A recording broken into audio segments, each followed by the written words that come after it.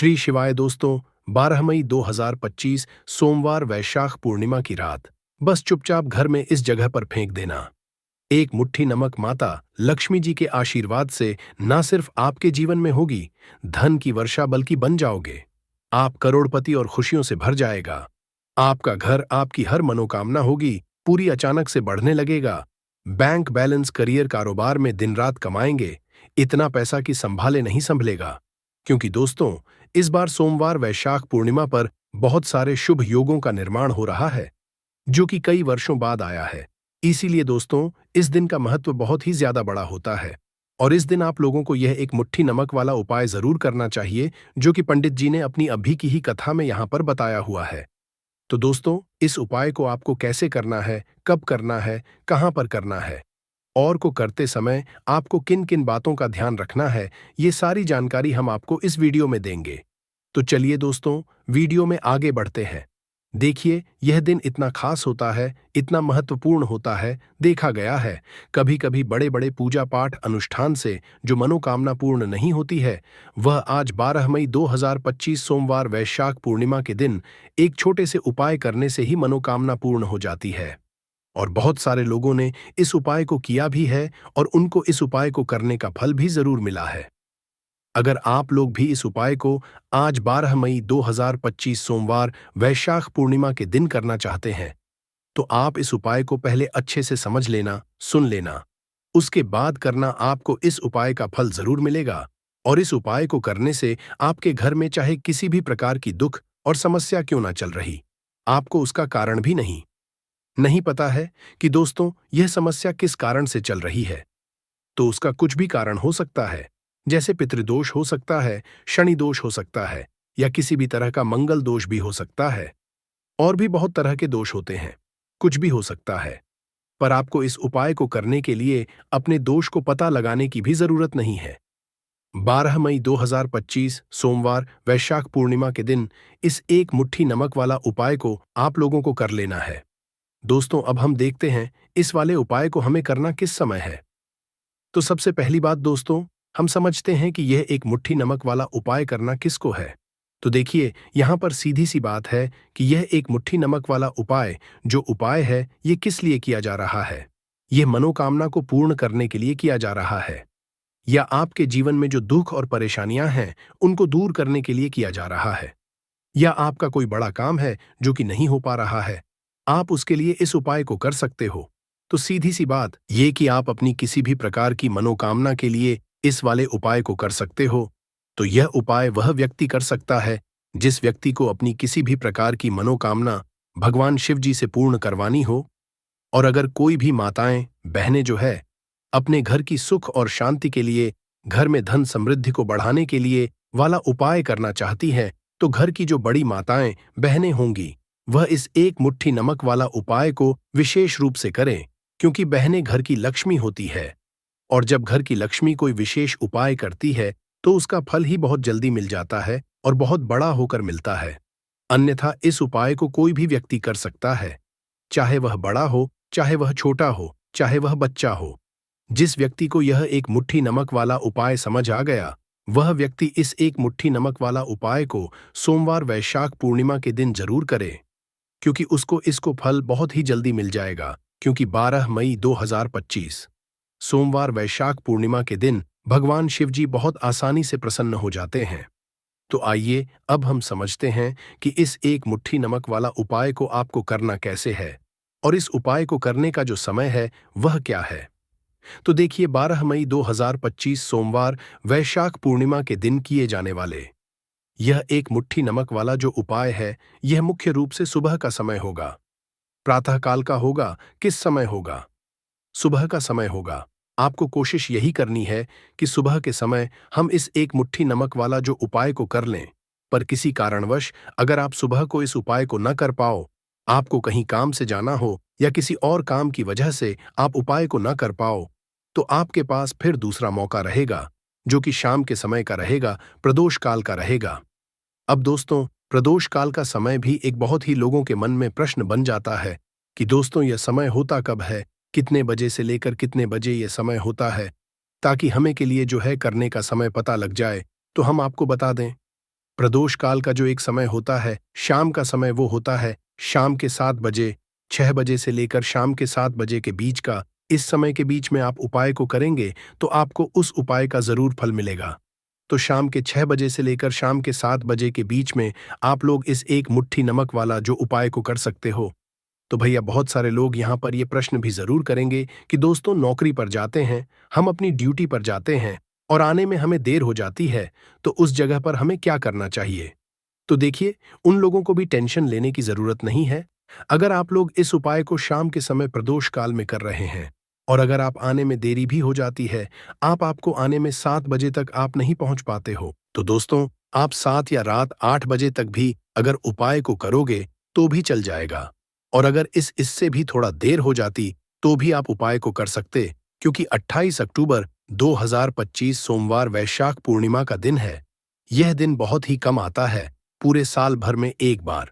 इसलिए जब आपको मौका मिल जाए, जब आप इस उपाय को जरूर कर लेना। कोई भी उपाय हो, आप कभी भी कर सकते हो। सोमवार वैशाख पूर्णिमा के दिन बस कोशिश करना कि समय के थोड़ा अंतर्गत ही कर लो। पर किसी कारणवश अगर ना कर पाओ तो फिर आप थोड़ा देरी से भी कर सकते हो। आपको उपाय का फल जरूर मिलेगा। पूज्य गुरु जी ने कि जब भी सोमवार वैशाख पूर्णिमा का दिन पड़े तो आपको सिर्फ एक मुट्ठी नमक वाला उपाय करना है।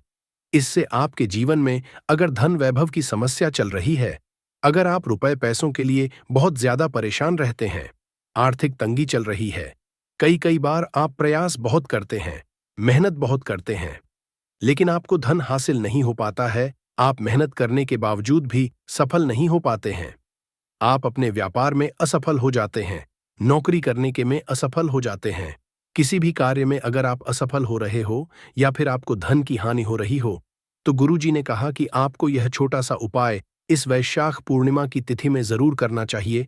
तो चलिए जानते हैं इस विशेष उपाय के बारे में।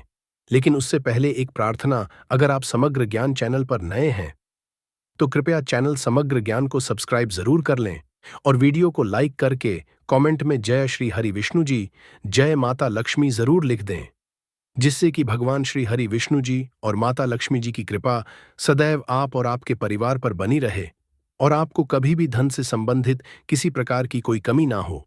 आज का यह वीडियो बहुत ही खास होने वाला है, क्योंकि वैशाख पूर्णिमा की तिथि में किए जाने वाले 3 विशेष उपाय आज आपको इस वीडियो में बताए जाएंगे।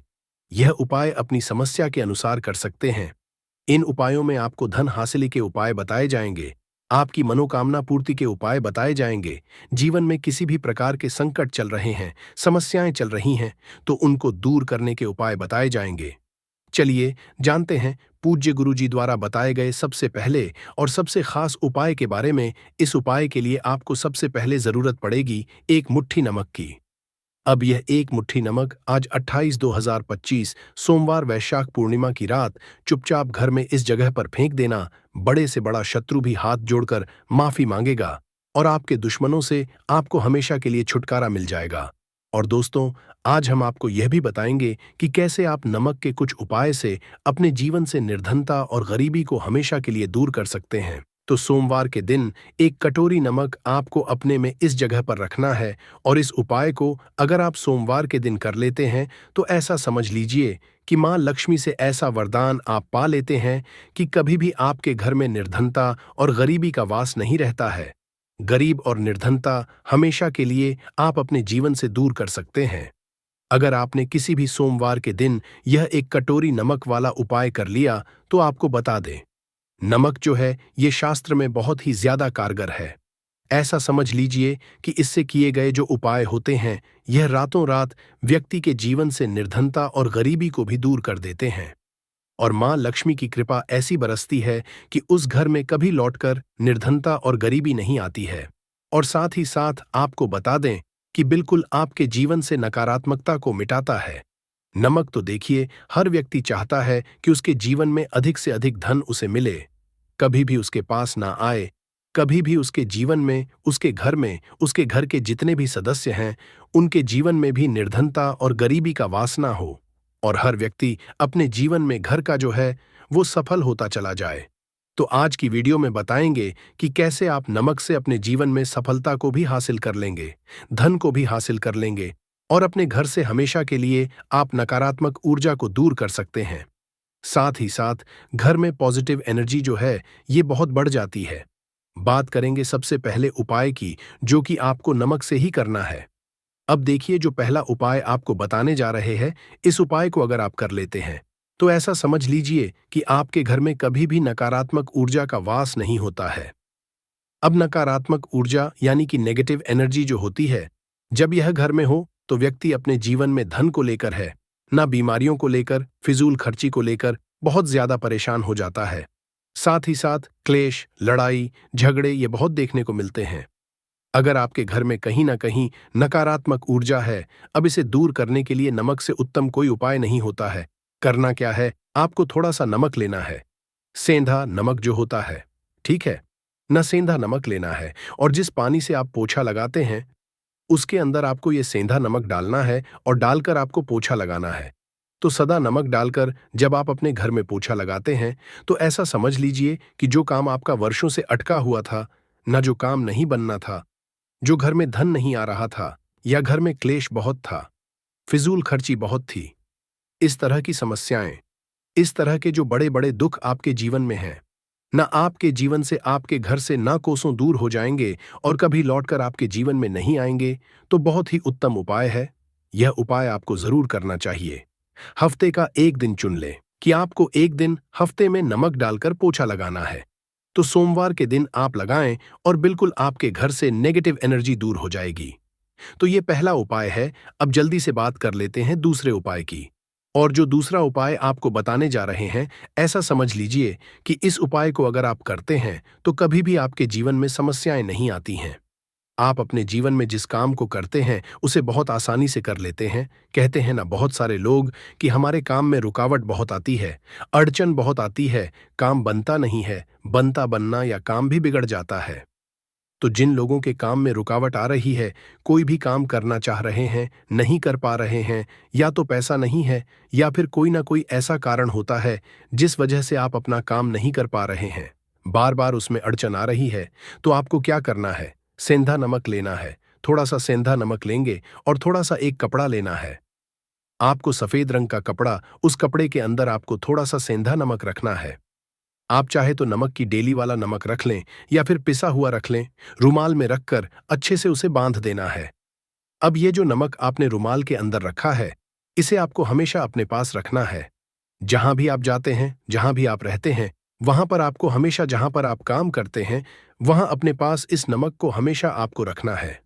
इस उपाय को करने से आप देखेंगे कि आपके जीवन में जो बड़ी बड़ी समस्याएं थीं, जो आप काम को कर नहीं पा रहे थे, जो आपके काम में अड़चन आ रही थी, आप एक काम को बार बार कर रहे थे फिर भी नहीं हो रहा था, या कोई चीज लेना चाह रहे थे फिर भी नहीं ले पा रहे थे, तो इस उपाय को करके देखें और रातों रात इसका फिर चमत्कार अपने जीवन में आप खुद देख लेंगे। तो बहुत ही विशेष और उत्तम उपाय है। यह उपाय भी आप सोमवार के दिन करें। अब जल्दी से बात कर लेते हैं तीसरे उपाय की। और जो तीसरा उपाय आपको बताने जा रहे हैं, यह है एक कटोरी। आपको अपने घर में किस जगह पर रखना है और कैसे? यह एक कटोरी नमक रातों रात आपके जीवन में चमत्कार का काम करेगा, धन को बढ़ाने का काम करेगा, और साथ ही साथ आप अपने जीवन में बहुत ज्यादा सफलता को भी हासिल करेंगे, धन को भी हासिल करेंगे। और कभी भी आपके जीवन में ऐसा नहीं होगा कि आपको पैसे के लिए परेशान होना पड़ेगा। आपकी तिजोरी कभी धन से खाली नहीं होगी। आपका भाग्य इतना मजबूत हो जाएगा कि आपका भाग्य जो वो हमेशा आपका साथ देगा। तो आपको करना क्या है? आपको यहां पर सेंधा नमक लेना है। इतना लेना है, एक कटोरी कांच की, उसके अंदर आपको सेंधा नमक लेना है। चाहे तो डेली वाला या पिसा हुआ, कोई सा भी सेंधा नमक आप ले सकते हैं। सेंधा नमक बहुत ही आसानी से मिल जाता है, जहां पर भी पूजा पाठ का सामान मिलता है, ना उस शॉप पर। अब एक कांच की कटोरी में सेंधा नमक को आपको रखना है और ये कटोरी आपको अपने बाथरूम में रख देनी है। तो बाथरूम में अगर जगह है आपके, क्या आप उसे सकते हैं तो बाथरूम में रख दें, वरना घर में किसी ऐसी जगह पर आपको इस नमक को रखना है जहां पर आप आसानी से इसे देख पाए।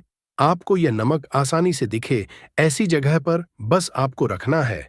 तो इस उपाय को करने से सबसे पहले तो आपके घर से नेगेटिव एनर्जी जो आपके काम को नहीं बनने दे रही थी, ऐसा समझ लीजिए जो धन आपके पास नहीं आ रहा था, जो फिजूल खर्ची आपके पास हो रही थी, जो पैसे लिए आप परेशान थे, ना इस तरह के कष्ट आपके जीवन से दूर हो जाते हैं। पैसे की सारी दरिद्रता और गरीबी दूर हो जाती है। माँ लक्ष्मी का वास आपके घर में होता है। जब एक कटोरी सेंधा नमक आप अपने घर में सोमवार के दिन रख देते हैं। दूसरी चीज की जो सेंधा नमक होता है, ये आपके जीवन में करता है चमत्कार का काम। जहां से आपको बिल्कुल उम्मीद भी नहीं थी ना कि पैसा आएगा, वहां से भी आपको पैसा मिलता है। अटका हुआ धन जिनका होता है, उनका पैसा भी वापस आता है। और जो लोग ले चुके हैं, कर्जा दे नहीं पा रहे हैं, उनके लिए भी यह उपाय बहुत उत्तम है। क्योंकि जब भी आप अपने घर से बाहर निकले हैं ना, और आपको अगर सेंधा नमक से भरी हुई कटोरी दिख जाती है, तो ऐसा समझ लीजिए आपका दिन इतना बढ़िया जाता है और इतना अच्छा आपका काम चलता है। चाहे आप नौकरी करने जा रहे हैं, बिजनेस पर जा रहे हैं, अपनी शॉप पर जा रहे हैं, कि आप जब लौटकर घर आते हैं ना, तो धन ही धन आपके पास होता है। तो बहुत ही उत्तम उपाय है यह। एक कटोरी सेंधा नमक आप सोमवार के दिन अपने घर में जरूर रखें, माता लक्ष्मी का करते हुए। अब देखिए, बहुत सारे लोग हैं जो कहते हैं, है ना, कि हमारे भाग्य में शायद गरीबी लिखी है, या हमारे भाग्य में पैसा ही नहीं लिखा है, हम तो शायद गरीब ही रह जाएंगे, हम पैसे वाला नहीं बन सकते। तो देखिए, आपको बता दें कि अब हर वे व्यक्ति पैसे वाला बन सकता है। अगर वह मेहनत करता है और पैसे वाला बनना चाहता है, तो बन सकता है एक कटोरी नमक से। तो देखिए, नमक जो ये शुक्र का कारक होता है, नमक शुक्र का होता है। और अगर आप दान कर देते हैं नमक का, तो आपका शुक्र बहुत मजबूत हो जाता है। शुक्र के मजबूत होते ही आप देखेंगे कि जीवन में पैसा आना शुरू हो जाता है, बहुत तेजी से आना शुरू हो जाता है। और सबसे बड़ी बात कि आपका पैसा कभी भी फिजूल खर्ची में नहीं जाता है। क्योंकि यह धन जो आपको मिल रहा है ना, ये ऐसा धन मिल रहा है जो कभी भी आपके घर से बुरी चीजों के लिए बाहर नहीं जाएगा, ना दवाइयों में नहीं जाएगा, ना में जाएगा। आपका पैसा घर से बाहर जाएगा। देखिए, पैसा तो घर से बाहर जाता ही है, लेकिन एक समय के साथ जाएगा। कभी भी धन आपका दवाइयों में, बीमारियों में, दुर्घटनाओं में नहीं जाएगा, अच्छी चीजों में आपका पैसा जाएगा। क्योंकि ये जो धन आपके पास आ रहा, ऐसा समझ लीजिए, इतना उत्तम धन आ रहा है कि ये हमेशा बढ़ेगा, कभी घटेगा नहीं। क्योंकि दो तरह का धन हमारे घर में आता है। एक वो बहुत जल्दी घर से चला जाता है, दवाइयों में चला जाता है, दुर्घटनाओं में चला जाता है। लेकिन वो पैसा अच्छा नहीं होता है। पैसा कौन सा अच्छा होता है? जो अच्छी अच्छी चीजों में जाता है। जब हम बहुत अच्छी अच्छी चीजें खरीद कर लाते हैं, किसी को उपहार देते हैं, अपने घर वालों के लिए कुछ खरीदते हैं, और हमारा पैसा बढ़ता है, तो वो पैसा हमेशा उत्तम होता है। और इस उपाय को करने से ऐसा ही पैसा आपके पास आता है। तो नमक का दान बहुत है। तो नमक जो है, यह शुक्र का कारक है। और साथ ही साथ अगर सोमवार के ही दिन आपने नमक का दान कर दिया, तो इससे उत्तम कोई उपाय होता नहीं है। चाहे एक थैली आप नमक की दान करें, लेकिन सोमवार के दिन आपको नमक का दान जरूर करना चाहिए। सिर्फ एक बार दान करके देखें। एक सोमवार को, अगले सोमवार से आप खुद दान करेंगे। जब आप देखेंगे ना कि बहुत तेजी के साथ आपके पास चलकर दौड़कर पैसा आ रहा है। तो बात अगले महत्वपूर्ण और असरशाली उपाय के बारे में। तो दोस्तों, 12 मई 2025 सोमवार वैशाख पूर्णिमा के दिन करें तुलसी की जड़ की मिट्टी वाला ये एक उपाय। भगवान श्री हरि विष्णु और माता लक्ष्मी जी के आशीर्वाद से जीवन के हर कष्टों से तुरंत मिल जाएगी। आपको मुक्ति, आपकी हर मनोकामना होगी पूरी, और दोस्तों खुशियों से भर जाएगा आपका घर, बन जाओगे आप करोड़पति। क्योंकि दोस्तों, इस बार सोमवार वैशाख पूर्णिमा पर बहुत सारे शुभ योगों का निर्माण हो रहा है, जो कि कई वर्षों बाद आया है। इसीलिए दोस्तों, इस दिन का महत्व बहुत ही ज्यादा बड़ा होता है। और इस दिन आप लोगों को यह तुलसी की मिट्टी वाला उपाय जरूर करना चाहिए, जो कि पंडित जी ने अपनी अभी की ही कथा में यहाँ पर बताया हुआ है। तो दोस्तों, इस उपाय को आपको कैसे करना है, कब करना है, कहां पर करना है, और उपाय को करते समय आपको किन किन बातों का ध्यान रखना है, ये सारी जानकारी हम आपको इस वीडियो में देंगे। तो चलिए दोस्तों, वीडियो में आगे बढ़ते हैं। देखिए, ये दिन इतना खास होता है, इतना महत्वपूर्ण होता है। देखा गया है, कभी कभी बड़े बड़े पूजा पाठ अनुष्ठान से जो मनोकामना पूर्ण नहीं होती है, वह 12 मई 2025 सोमवार वैशाख पूर्णिमा के दिन एक छोटे से उपाय करने से ही आपकी सभी मनोकामना पूर्ण हो जाती है। और बहुत सारे लोगों ने इस उपाय को किया भी है, और उनको इसको करने का फल भी जरूर मिला है। अगर आप लोग भी इस उपाय को 12 मई 2025 वैशाख पूर्णिमा के दिन करना चाहते हैं, तो आप इस उपाय को पहले अच्छे से समझ लेना, सुन लेना। उसके बाद करना, आपको इस उपाय का फल जरूर मिलेगा। और इस उपाय को करने से आपके घर में चाहे किसी भी प्रकार की दुख और समस्या क्यों ना चल रही हो, आपको उसका कारण भी नहीं पता है कि दोस्तों ये समस्या किस कारण से चल रही है, तो उसका कुछ भी कारण हो सकता है। जैसे दोष हो सकता है, शनि दोष हो सकता है, या किसी भी तरह का मंगल दोष भी हो सकता है, और भी बहुत तरह के दोष होते हैं। कुछ भी हो सकता है, पर आपको इस उपाय को करने के लिए अपने दोष को पता लगाने की भी जरूरत नहीं है। 12 मई 2025 वैशाख पूर्णिमा के दिन इस तुलसी की मिट्टी वाला उपाय को आप लोगों को कर लेना है दोस्तों। अब हम समझते हैं इस वाले उपाय को हमें करना किस समय है। तो सबसे पहली बात दोस्तों, हम समझते हैं कि यह तुलसी की मिट्टी वाला उपाय करना किसको है। तो देखिए, पर सीधी सी बात है कि ये तुलसी की मिट्टी वाला उपाय जो उपाय है, ये किस लिए किया जा रहा है। ये मनोकामना को पूर्ण करने के लिए किया जा रहा है, या आपके जीवन में जो दुख और परेशानियां हैं उनको दूर करने के लिए किया जा रहा है, या आपका कोई बड़ा काम है जो कि नहीं हो पा रहा है, आप उसके लिए इस उपाय को कर सकते हो। तो सीधी सी बात यह है कि आप अपनी किसी भी प्रकार की मनोकामना के लिए इस वाले उपाय को कर सकते हो। तो यह उपाय वह व्यक्ति कर है जिस व्यक्ति को अपनी किसी भी प्रकार की मनोकामना भगवान शिव जी से पूर्ण करवानी हो। और अगर कोई भी माताएं बहनें जो है अपने घर की सुख और शांति के लिए, घर में धन समृद्धि को बढ़ाने के लिए वाला उपाय करना चाहती है, तो घर की जो बड़ी माताएं बहनें होंगी वह इस तुलसी की मिट्टी वाला उपाय को विशेष रूप से करें, क्योंकि माताएं बहनें घर की लक्ष्मी होती है। और जब घर की लक्ष्मी कोई विशेष उपाय करती है तो उसका फल ही बहुत जल्दी जाता है और बहुत बड़ा होकर मिलता है। अन्यथा इस उपाय को कोई भी व्यक्ति कर सकता है, चाहे वह बड़ा हो, चाहे वह छोटा हो, चाहे वह बच्चा हो। जिस व्यक्ति को यह तुलसी की मिट्टी वाला उपाय समझ आ गया, वह व्यक्ति इस तुलसी की मिट्टी वाला उपाय को सोमवार के दिन जरूर करें, क्योंकि उसको इस उपाय को फल बहुत ही जल्दी मिल जाएगा। क्योंकि 12 मई 2025 सोमवार वैशाख पूर्णिमा के दिन भगवान शिव जी बहुत आसानी से प्रसन्न हो जाते हैं। तो आइए अब हम समझते हैं कि इस तुलसी की मिट्टी वाला उपाय को आपको करना कैसे है, और इस उपाय को करने का जो समय है वह क्या है। तो देखिए, 12 मई 2025 वैशाख पूर्णिमा के दिन किए जाने वाले यह तुलसी की मिट्टी वाला जो उपाय है, यह मुख्य रूप से सुबह का समय होगा, प्रातःकाल का समय होगा। किस समय होगा? सुबह का समय होगा। आपको कोशिश यही करनी है कि सुबह के हम इस तुलसी की मिट्टी वाला जो उपाय को कर लें।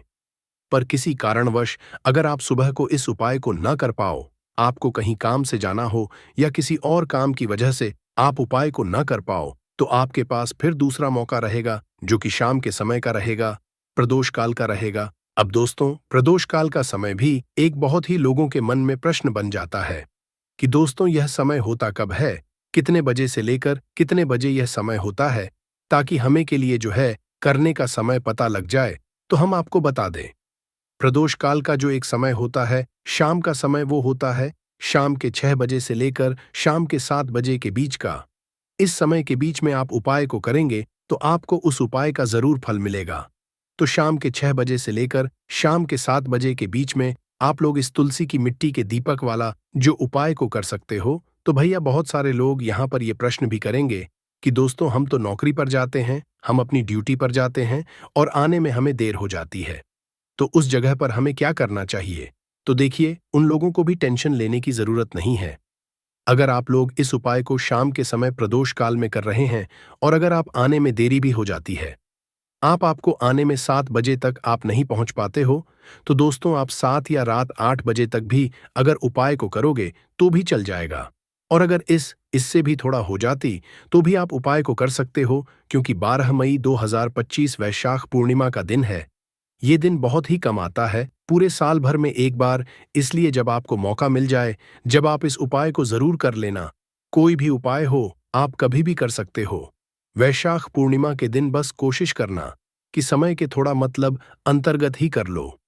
पर किसी कारणवश अगर ना कर पाओ तो फिर आप थोड़ा देरी से भी कर सकते हो, आप उपाय का फल जरूर मिलेगा। पूज्य गुरुजी ने कहा कि जब भी वैशाख पूर्णिमा का दिन पड़े तो आपको सिर्फ और सिर्फ तुलसी की मिट्टी वाला उपाय करना है। इससे आपके जीवन में अगर धन वैभव की समस्या चल रही है, अगर आप रुपए पैसों के लिए बहुत ज्यादा परेशान रहते हैं, आर्थिक तंगी चल रही है। कई कई बार आप प्रयास बहुत करते हैं, मेहनत बहुत करते हैं, लेकिन आपको धन हासिल नहीं हो पाता है।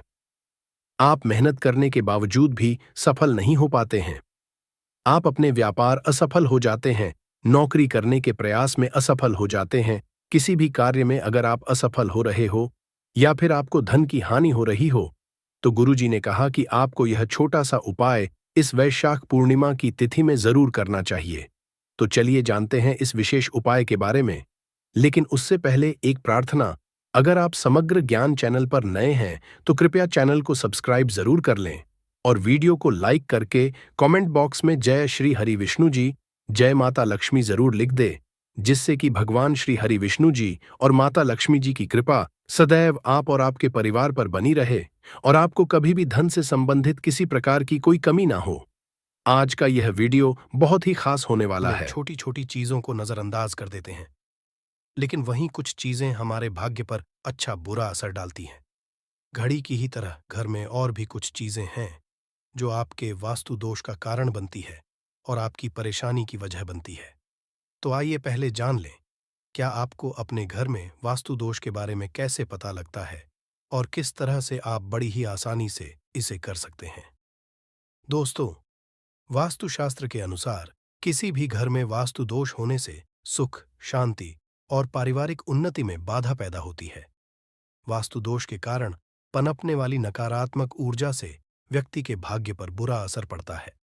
साथ ही घर के लोगों को कई तरह की परेशानियों का सामना करना पड़ता है। दोस्तों, शास्त्रों के अनुसार अगर हम ये छोटे मोटे उपाय कर लें तो अपने घर नेगेटिव एनर्जी से छुटकारा पा सकते हैं।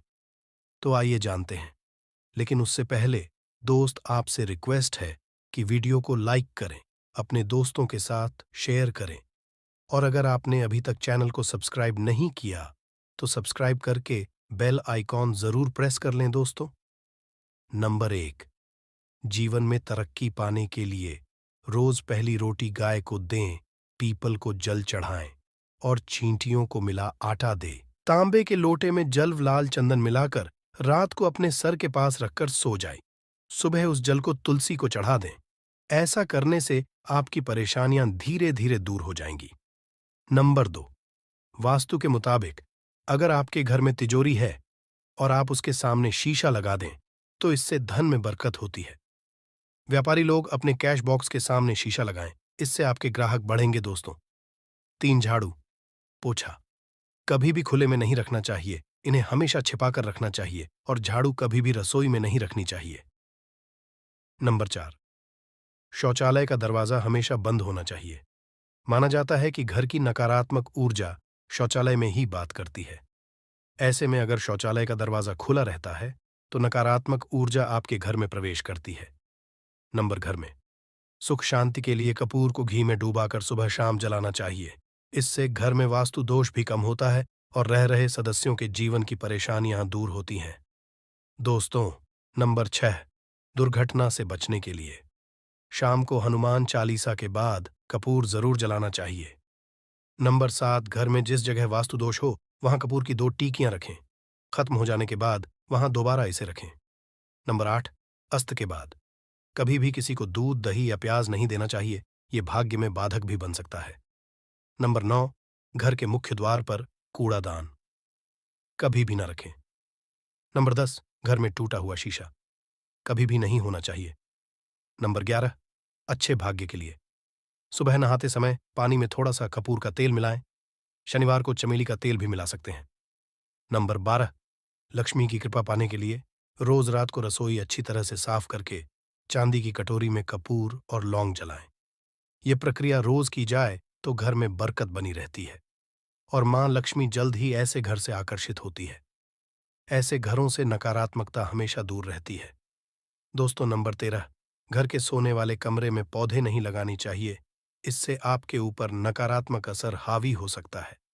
नंबर 14, घर में पौधे लगाते समय पानी में सेंधा नमक डालें। सादे नमक का भी आप उपयोग कर सकते हैं, लेकिन दोस्तों ज्यादा फलदायी होता है। आपको शुभ फल जल्द ही हासिल होंगे। दोस्तों, घड़ी की सही दिशा आपके जीवन को भी सही रास्ता दिखाने में मदद कर सकती है। इसके अलावा कैलेंडर को किस जगह लगाना चाहिए और किस जगह पर नहीं, ये भी हम जानेंगे। सबसे पहली बात जिसकी हम बात करेंगे वो है दोस्तों, घड़ी का आकार, यानी घड़ी की शेख। दोस्तों, शास्त्र के अनुसार गोलाकार की घड़ी या अंडाकार घड़ी सबसे उत्तम मानी जाती है। पर आजकल देखा जा रहा है कि बाजार में कई तरह की घड़ियां मौजूद हैं, जिसमें घर के सदस्य या भगवान की तस्वीरें और फोटो भी लगी होती है। लेकिन दोस्तों, आपको बता दें कि घड़ी के साथ तस्वीरें लगाना बिल्कुल भी सही नहीं है। इससे आपके घर के सदस्यों के जीवन पर समय का असर देखने को मिल सकता है। और की तस्वीर घड़ी में बिल्कुल भी नहीं लगानी चाहिए, क्योंकि भगवान की तस्वीर को रोज धूप, दीप, अगरबत्ती और पूजन की आवश्यकता होती है, और घड़ी तो कई महीनों तक धूल में पड़ी रहती है। इससे भगवान का अपमान होता है और ये शुभ नहीं माना जाता। हो सके तो घड़ी का आकार गोल और अंडाकार ही पसंद है। घड़ी का गोल या अंडाकार बोना हमारी पृथ्वी के आकार को दर्शाता है, जो को और घड़ी में नुकीले कौन होते हैं, और वास्तु के अनुसार नुकीली चीजें नकारात्मक ऊर्जा का संचार करती हैं। दोस्तों, अगली बार जिसका आपको ख्याल रखना है वो ये है कि घड़ी को स्वच्छ रखें, साफ सफाई का ध्यान रखें, धूल ना जमा होने दें, और कहीं से भी घड़ी टूटी फूटी नहीं होनी चाहिए। दोस्तों, जैसा कि हम सभी चाहते हैं कि हमारे जीवन में सब अच्छा और बेहतर होता रहे, तो उसके लिए हम खुद को संवारे रखते हैं, नए कपड़े और नए आभूषण पहनते हैं। उसी तरह अपने घर की घड़ी को स्वच्छ और नए जैसा ही रखना चाहिए। ये कहीं से भी टूटी फूटी नहीं होनी चाहिए।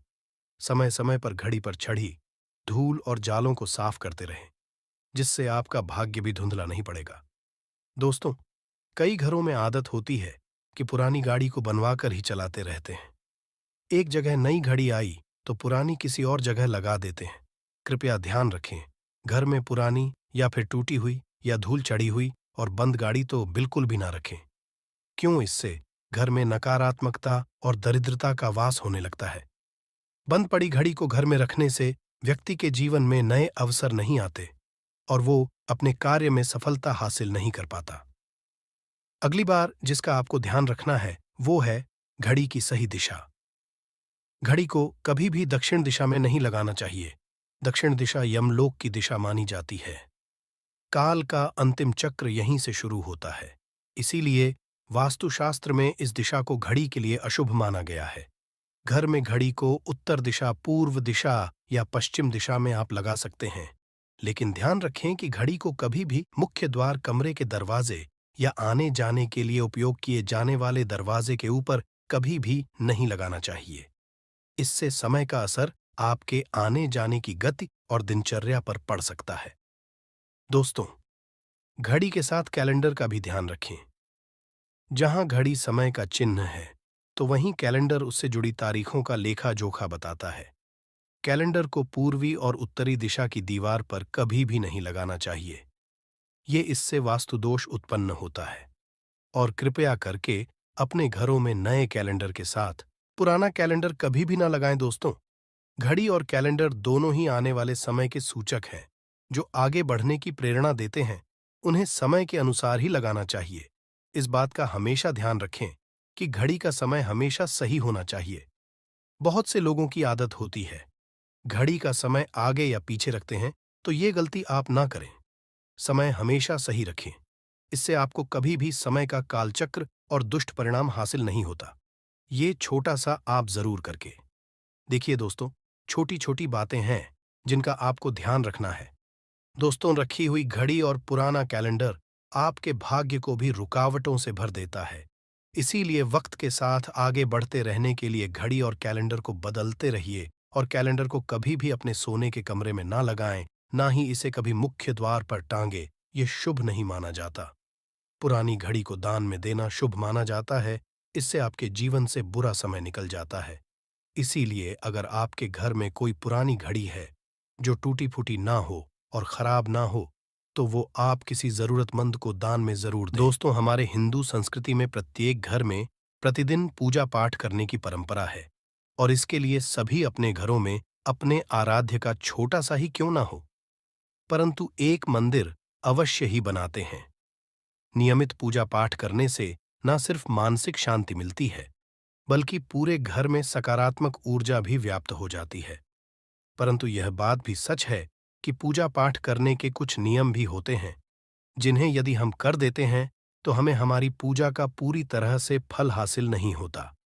पूजा करने के नियम प्राचीन काल से ही चले आ रहे हैं, जो कि एक ठोस धरातल पर आध्यात्मिक और वैज्ञानिक दोनों ही दृष्टिकोण से ध्यान में रखकर बनाए गए हैं।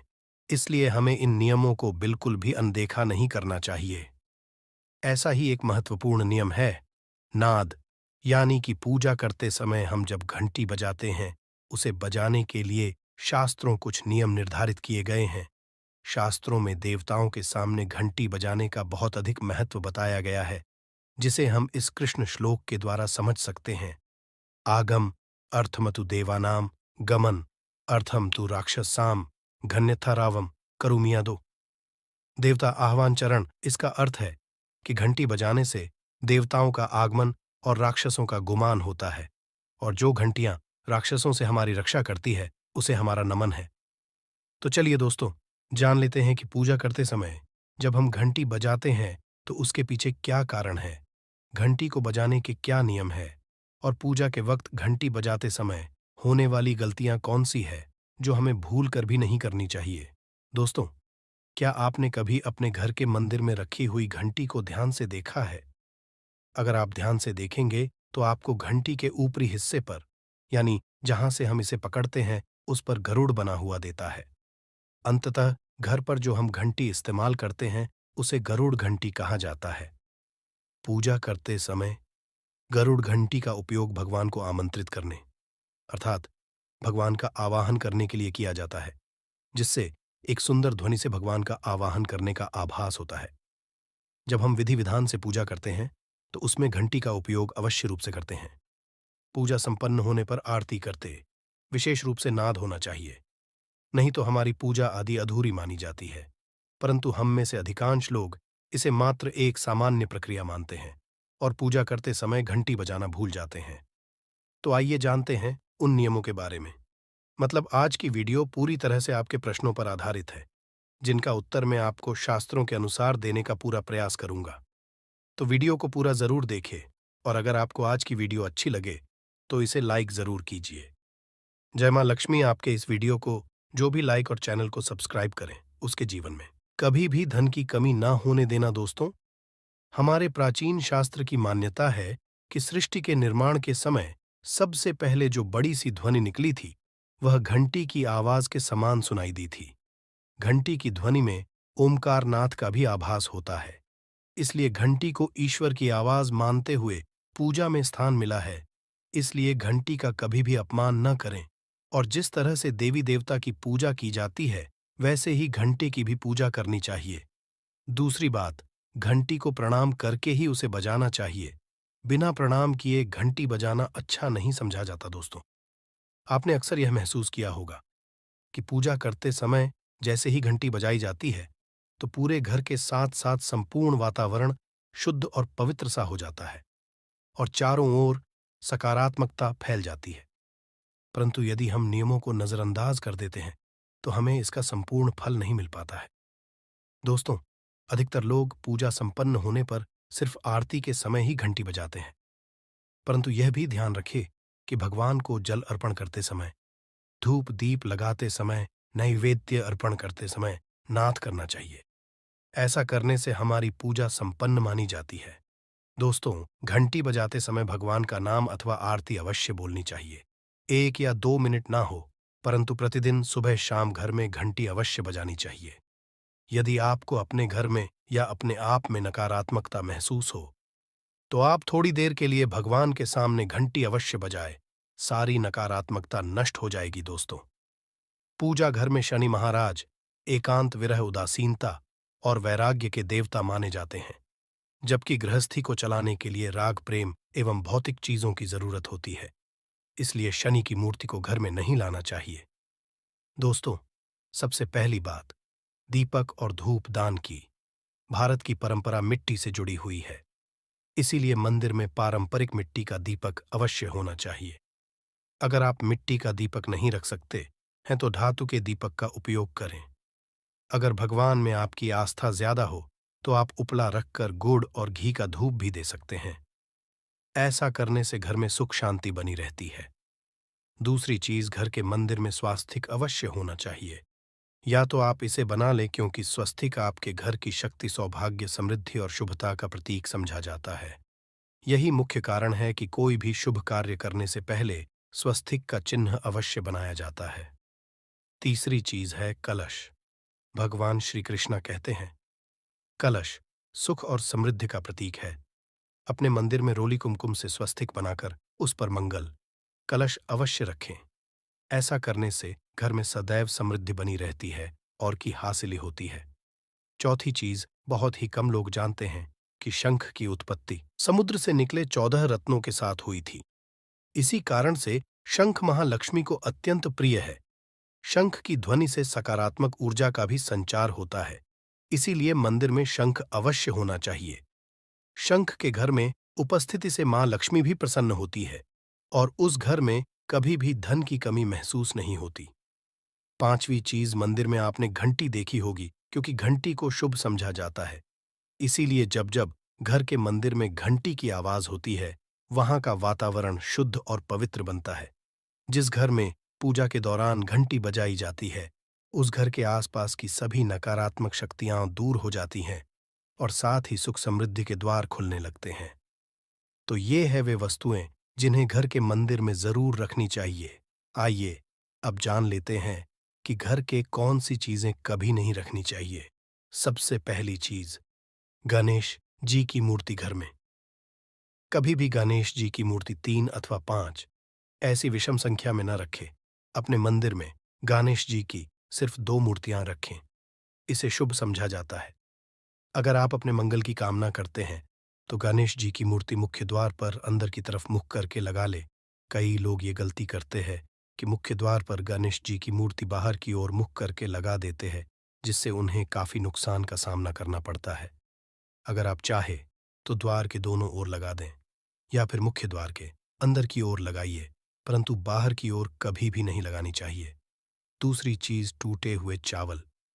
अपने मंदिर में कभी भी टूटे हुए चावल ना रखें। इसके साथ ही पुराने चढ़ाए हुए चावल अधिक समय तक ना रखें। यह नकारात्मक ऊर्जा फैलाते हैं। यह बात भी ध्यान रहे कि आप मंदिर में रखने वाले चावलों का इस्तेमाल हल्दी में भिगोकर ही करें। इससे अधिक शुभ परिणाम मिलेंगे। 3 की तस्वीरें। इसके साथ ही अगर आपके घर के मंदिर में पूर्वजों की तस्वीरें रखी हुई हैं तो उन्हें तत्काल बाहर निकाल दें। ये आपके परिवार के लिए काफी अशुभ है। धर्म ग्रंथों के अनुसार पूर्वज पूजनीय हैं, परंतु वह देवताओं के बराबर नहीं है। इसलिए अपने पूजा घर में कभी भी मृत परिजनों की तस्वीरें ना रखें। यह आपके लिए अशुभ संकेत है। इसके परिणाम भी काफी घातक हो सकते हैं और मंदिर का वातावरण भी नकारात्मक हो सकता है। इसके अलावा अगर साधु संत को मानते हैं तो उनकी तस्वीर भी घर की किसी दीवार पर लगाएं। उसे पूजा घर में भूल से भी ना रखें। ये घर के वातावरण को नकारात्मक बनाता है। इसके साथ ही महाकाली, काल भैरव की मूर्तियां भी पूजा घर में नहीं रखनी चाहिए। और हाँ दोस्तों, ध्यान रहे कि मां लक्ष्मी के खड़े स्वरूप की पूजा मत कीजिएगा, क्योंकि मां लक्ष्मी हमेशा बैठी हुई मुद्रा में होती है। इसलिए उनके बैठे हुए स्वरूप को ही पूजना सही है। चलिए दोस्तों, अब हम आपको बताते हैं उन अति महत्वपूर्ण चीजों के बारे में जो आपके पूजा घर में होनी ही चाहिए। धर्म ग्रंथों में इन चीजों को अत्यधिक पवित्र और खुशहाली के साथ साथ समृद्धि का प्रतीक समझा गया है। ये चीजें आपको खुशियों की चौखट पर खड़ा करती हैं, इसलिए ये आपके मंदिर में होनी ही चाहिए। गंगा जल की पवित्रता के बारे में तो आप जानते ही होंगे। मां गंगा जो हर किसी के पापों को धूल देती है, लोगों को देती है।